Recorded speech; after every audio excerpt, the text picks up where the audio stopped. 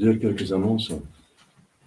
Aujourd'hui, le 17e dimanche après la Pentecôte et le premier dimanche du mois d'octobre.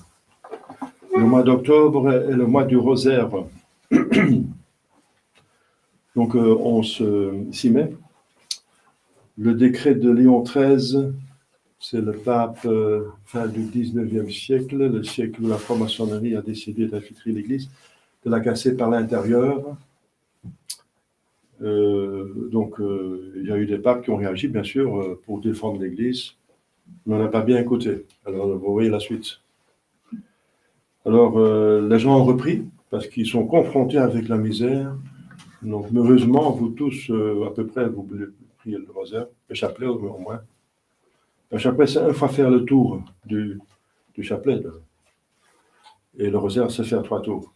Un tour, c'est, normalement, on médite un mystère, pour ne pas être trop distrait, n'est-ce pas, parce qu'on répète toujours la même, quoique divine, parce que les paroles viennent de l'Écriture sainte, donc de Dieu, sont des paroles divines. Mais bon, on est des pauvres humains, donc on risque d'être distrait. Donc pour ça, on médite les mystères. Donc les mystères de notre Jésus-Christ, liés avec la Sainte Vierge, bien sûr, les deux, c'est un couple qui a péché, donc un couple doit réparer. Alors, mais le locomotive, notre Seigneur Jésus-Christ, puisqu'il est l'homme Dieu, c'est lui qui mérite la Sainte Vierge avec lui. Alors, les mystères, comme vous savez, joyeux, n'est-ce pas? C'est la vie cachée, 30 ans, à Bethléem, Égypte, Nazareth, avec un petit aller-retour à Jérusalem. Il leur était soumis. C'est tout.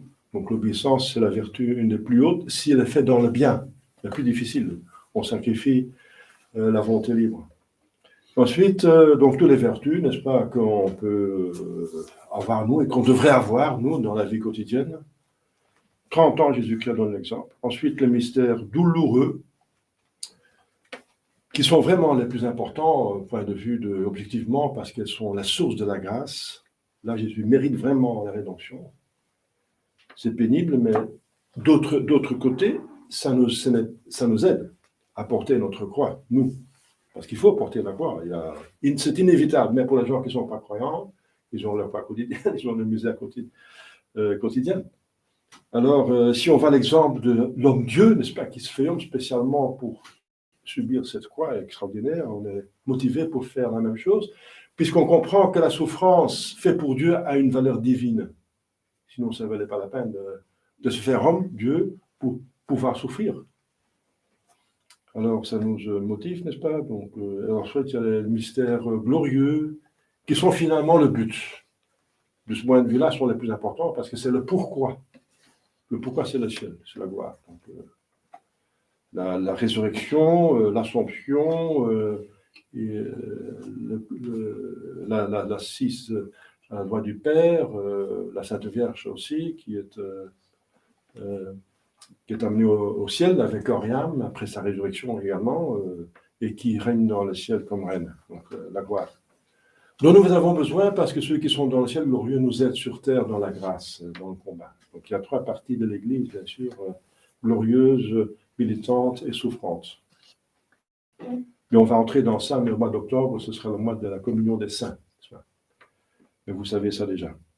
Donc, motivez-vous même de prier. Je répète ce que j'ai déjà dit plusieurs fois, mais c'est important, n'est-ce pas? Vous n'êtes pas obligé nulle part de prier le chapelet. C'est nulle part dans le catéchisme. Il n'y a pas une question. Est-ce qu'il faut faire une prière spécialement et on est obligé?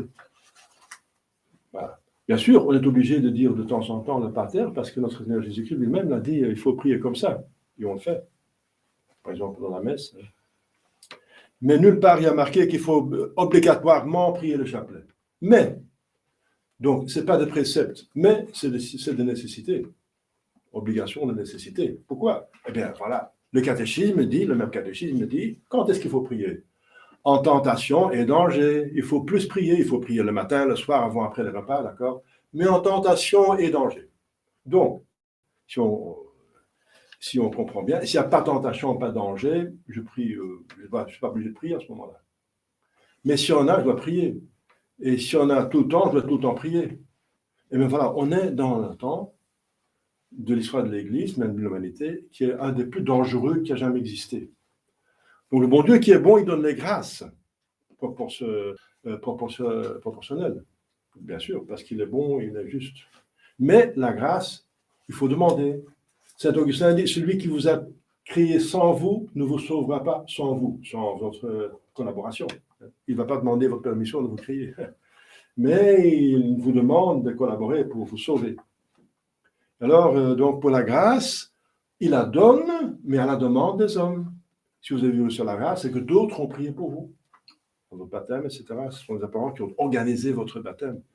Mais à un certain moment, c'est vous qui devez prier pour vous-même, hein, parce que qu'est-ce qu'il a prié pour nous? Où sont les monastères, où sont les sœurs et les frères qui se mortifient, qui se sacrifient dans les couvents pour prier pour les hommes, pour prier pour les hommes? Il y en a très peu, hein. Et si Dieu ne prie pas pour nous, qu'est-ce qu'il va prier pour nous? Donc, vous voyez, et en plus, le monde est devenu très fort, n'est-ce pas, avec la technique pour séduire les hommes, faire le mal. Le diable a pris force parce que justement, il sait, dit Saint-Montfort, que son temps arrive, qu'il va être arrêté à un certain moment, que la fin arrive. On se rapproche des fins des temps, donc il le sait. Donc il amplifie en ardeur et en colère, n'est-ce pas? Donc il va s'y mettre encore plus fortement, et il a reçu aussi de la permission de plus de pouvoir sur les hommes, parce que les hommes se sont mis avec lui. Parce que les hommes pêchent, le diable a plus d'emprise sur l'homme, parce qu'on lui donne autant, il a autant de force qu'on lui donne. Voilà, c'est ça. C'est la vision qu'a eu le même Léon XIII au XIXe siècle, que le diable a demandé à Dieu plus d'emprise sur les prêtres pour détruire l'Église, parce qu'une fois qu'on s'attaque à l'Église, on s'attaque à toute l'humanité. C'est le sel de la terre. À quoi la terre sera salée s'il n'y a pas salé, salé, on dit, hein, si le sel s'affadit. Voilà. Donc, les tentations sont très grandes, sont énormes. On est aussi affaibli en plus. Les générations s'affaiblissent. Je ne vais pas parler des causes parce qu'on n'en finit pas.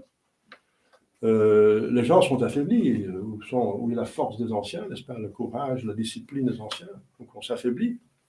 Donc on est plus faible, la concupiscence bien sûr est excitée par tous les moyens. Donc on est plus faible, le diable est plus fort, et le monde est plus fort. Alors qu'est-ce que vous voulez? Ce sont les 5 ennemis de l'homme.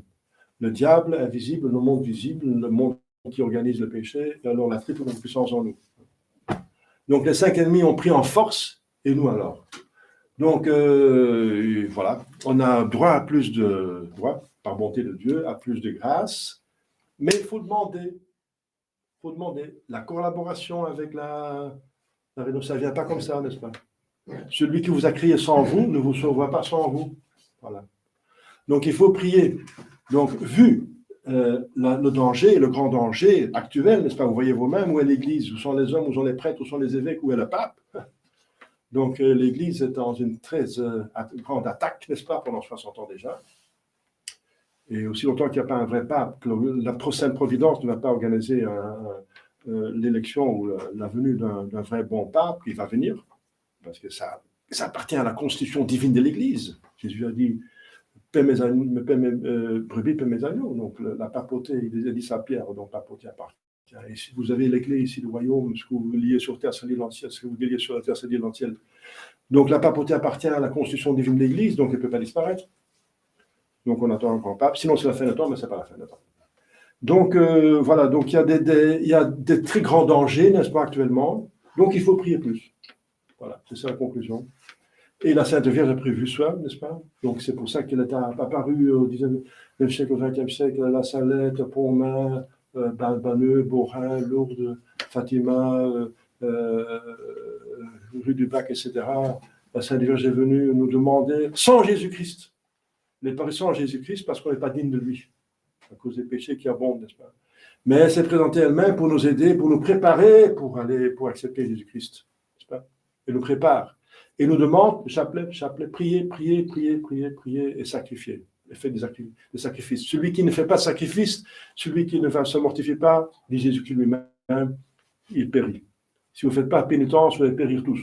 Voilà. Donc, pénitence et prière. Voilà. Donc, c'est ça, la voie du salut. Voilà, ça pour le mois d'octobre, c'est le moment où on peut reprendre, se mettre à niveau, c'est pas se mettre au niveau du convenable, au niveau spirituel. Donc voilà, demain, Sainte Thérèse d'Enfant Jésus, patronne des missions. En France, elle est patronne secondaire. On vient de fêter le patron primaire, enfin premier, c'est Saint Michel Archange. Il est patron de la France, tout simplement. Et Sainte Thérèse d'Enfant Jésus est patronne secondaire. Elle est française, les dieux sont encore là, incorrompus, miracle. Pour montrer que l'âme qui était dedans n'a pas beaucoup péché, hein, pas du tout, ça à la fin de sa vie, si on n'est pas saint. Mardi, Saint François d'Assise, ouais, ce sont des saints magnifiques, enfin tous les saints sont magnifiques, mais par rapport à nous, c'est pas. Saint François d'Assise, c'est le saint qui a montré le plus l'exemple de l'imitation de Jésus-Christ.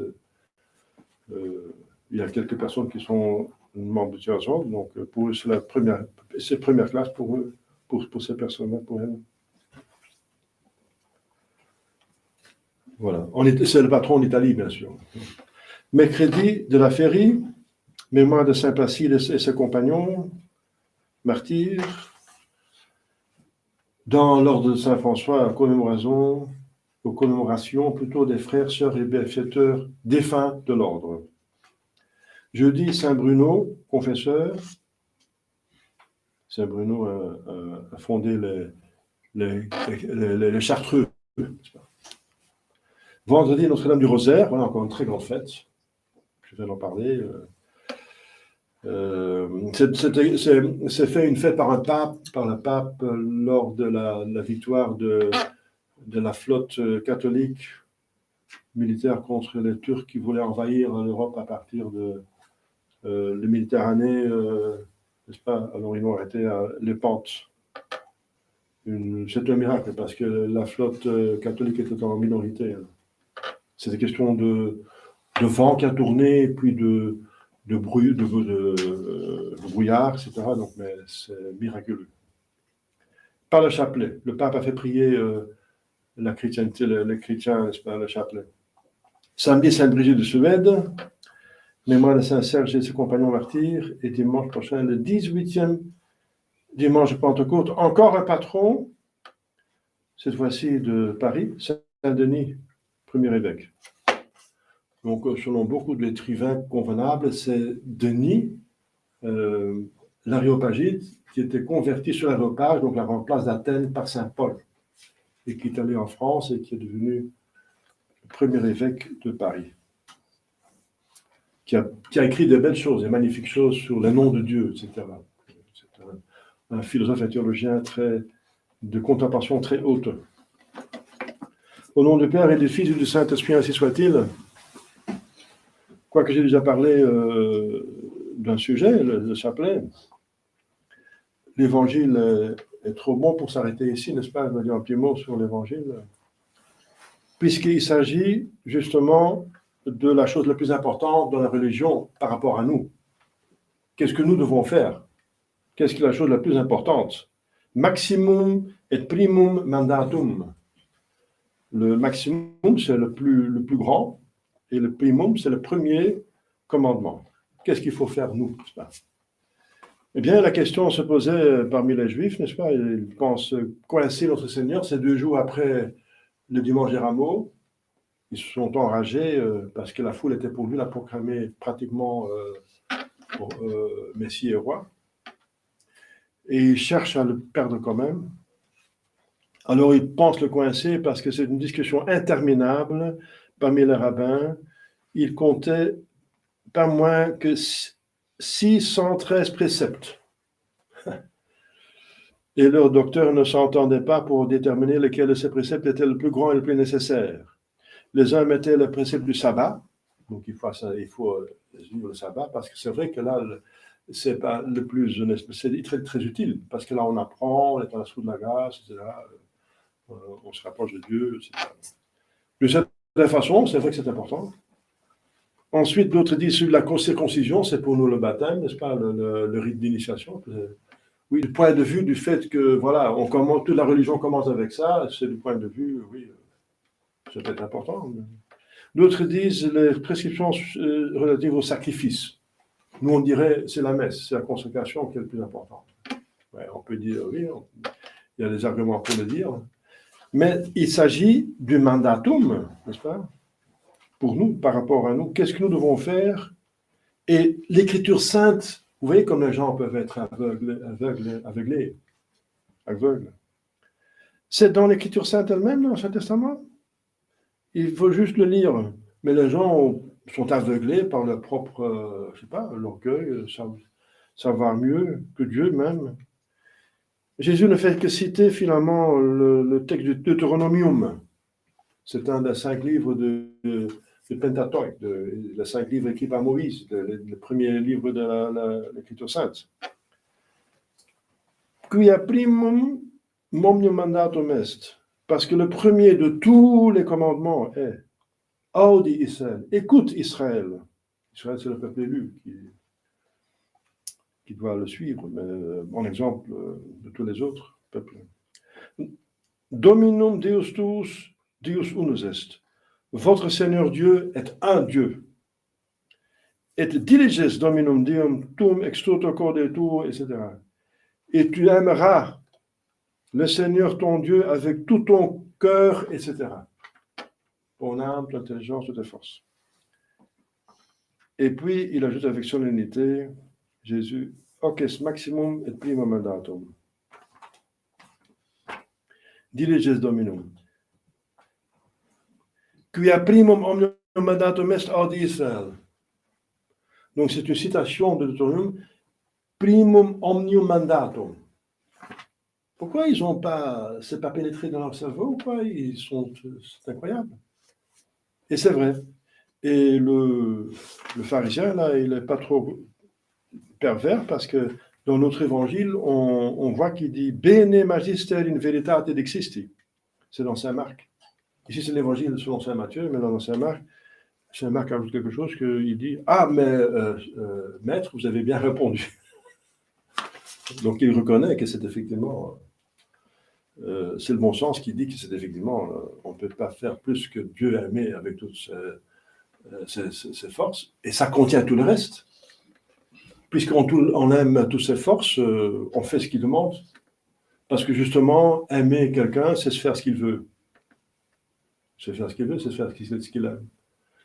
Et c'est spécialement envers Dieu, Jésus-Christ le dit spécialement, si vous m'aimez, vous gardez mes commandements. Alors, c'est donc le plus important de tout. Aimer le bon Dieu. En soi, en théorie, c'est facile, puisqu'il est infiniment aimable. Dieu est infiniment aimable, et ce qu'on aime, c'est ce qui est aimable. On n'aime pas ce qui est détestable. Si on est des pervers, voilà. Donc, on aime ce qui est aimable, c'est logique. Et puisque Dieu est infiniment aimable, on devrait l'aimer automatiquement infiniment. Mais où est le problème? Mais qu'on ne comprend pas comme infiniment aimable. Que le diable s'y mêle, le monde, et que le diable et le monde, ça veut dire les hommes et les anges qui ont péché, qui ont fait le bazar, qui ont fait le mal, n'est-ce pas, les misères, qui sont source de toutes les souffrances, n'est-ce pas, de tous les croix, de toutes les difficultés, de tout ce qui ne va pas, ça vient du péché, qu'ils projettent ça sur Dieu. Alors, ça, c'est le plus grand mensonge qui existe, n'est-ce pas? D'abord, Dieu nous fait du bien, il organise un bien infini, mais pour ça, il faut une volonté libre qui collabore. On en abuse et on va encore dire que c'est Dieu qui si Dieu existe, il n'aurait pas permis tout ça. C'est lui, donc, la faute. Donc, on a du mal à l'aimer parce que tous les jours, je la crois, si le bon Dieu est bon, pourquoi il me fait souffrir tant? C'est ça. On est empêché de voir la vérité parce que le monde et le diable s'y entreposent, ils mentent. Tout ce qui ne va pas, ils disent que c'est Dieu qui l'a fait. Encore, ça, c'est typiquement diabolique. Le diable organise le mal. Une fois que le mal est là, il va dire que c'est un autre qui l'a fait. Ça, c'est typique. C'est purement diabolique, ça. Non, non, non. C'est votre foi et la révélation et la vérité qui va vous enseigner comment Dieu est infiniment aimable. Et vous allez l'aimer comme ça. Parce qu'on ne peut pas aimer quelqu'un qui fait du mal. Donc, parce que quelqu'un qui est bien fait le bien. Eh bien, regardez Dieu créateur, providence, sauveur et glorificateur. voyez ce qu'il a fait par rapport à nous. Si on laisse faire le bon Dieu, je répète une xème fois, mais c'est important parce que, voilà, si on aime le bon Dieu, on fait ce qu'il demande et ça va tout seul. Parce que l'amour ne compte pas. Si on aime, on ne compte pas. Si on aime le bon Dieu. Alors, aimer le bon Dieu avec toutes ses forces, ça veut dire l'aimer tout le temps. Pas seulement quand on vient à la messe, on fait petit effort, et puis on est dans le monde et on aime tout ce qui est dans le monde. Et on oublie le bon Dieu. Ça, c'est pas l'aimer avec toutes ses forces. Hein. Donc, si on aime quelqu'un, si un homme est amoureux d'une femme, une femme d'un homme, il a toujours devant son esprit, voilà, dans son cœur, dans son esprit. Eh bien, c'est de telle façon qu'on devait aimer Dieu.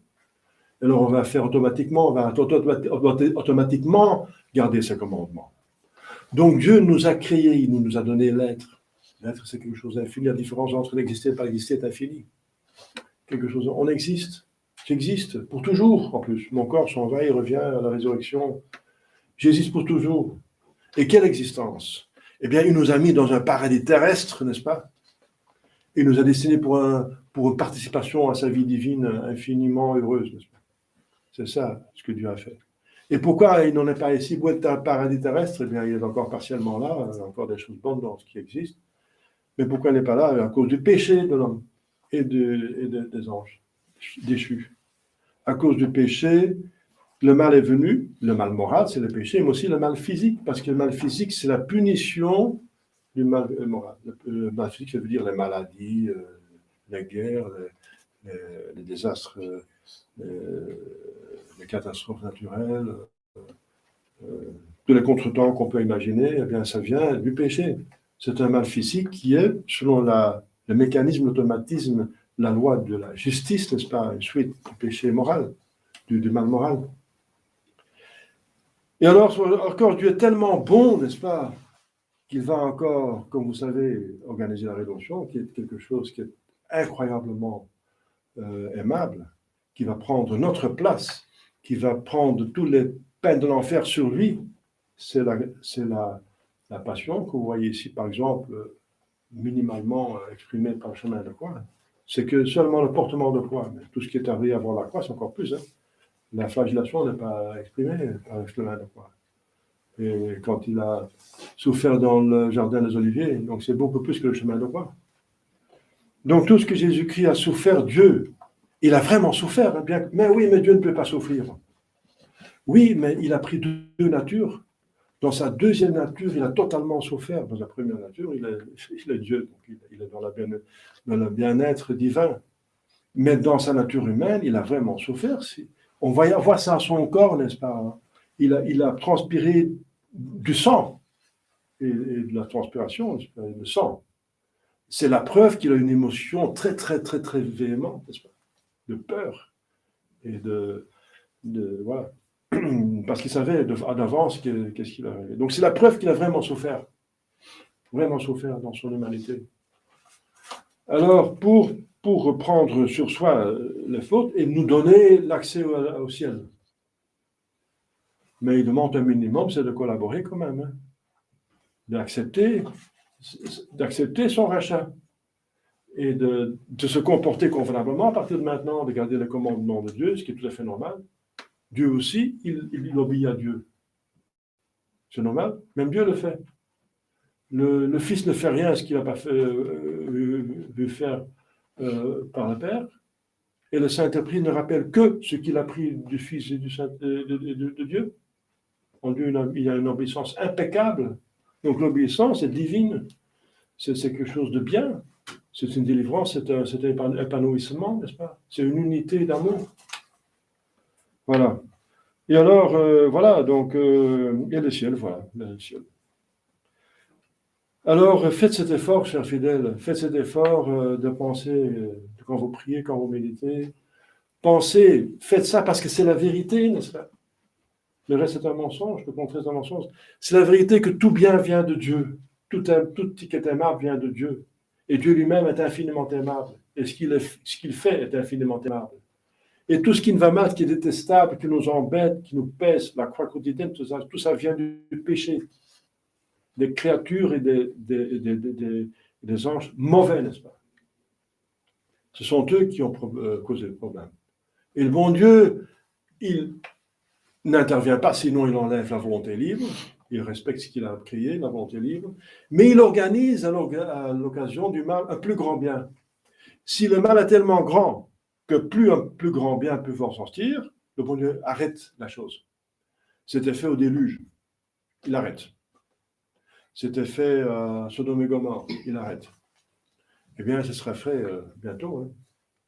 C'est toutes les prédictions qui disent que Dieu va intervenir pour arrêter, parce que voilà, il y aura une intervention divine pour arrêter le mal et organiser, et faire survivre l'Église convenablement, parce que les mauvais veulent toujours aller en avant, en avant, en avant, et ensuite, il n'y a plus de possibilité pour l'Église pour organiser la rédemption, pour Dieu non plus. Si on laisse faire la cabale, il n'y a plus question de l'Église, de la rédemption. Alors, bon Dieu, ça ne va pas, ça. J'ai tout créé pour le ciel. Et le ciel, ça va par l'Église.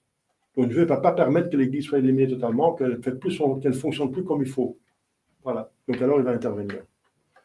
Voilà, chers fidèles. La seule solution, c'est de méditer.